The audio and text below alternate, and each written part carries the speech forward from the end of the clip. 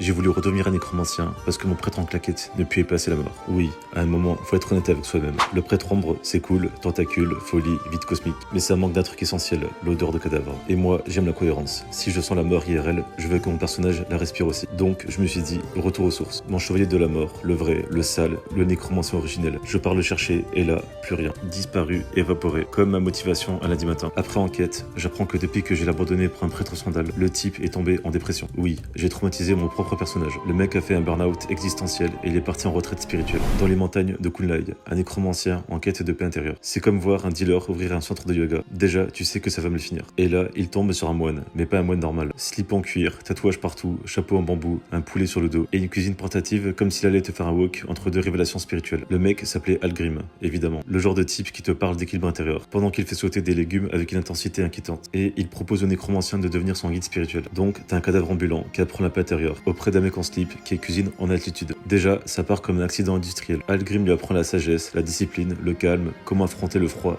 en slip. Et apparemment, ça marche trop bien, parce que mon nécromancien meurt. Oui, il n'a pas supporté autant de bienveillance. Le mec a été exposé à trop de positivité sans encore à quitter la conversation. Arrêt cardiaque émotionnel, c'est dire à quel point il était programmé pour être toxique. Mais le moine le ressuscite, il l'arrache à la mort. Moment émouvant, regard intense, renaissance. Mon nécromancien lui jure fidélité. Ma lame est à toi. Bla bla bla. Discours de discipline sous influence. Et là, Algrim décide de faire une démonstration. Il veut transcender son esprit, aller au-delà de la vie et de la mort. Un truc profond, spirituel, puissant. Il meurt instantanément comme une merde. Zéro maîtrise, zéro contrôle, zéro cerveau. Le mec voulait atteindre l'illumination, il a juste atteint le sol. Et mon nécromancien n'a rien retenu.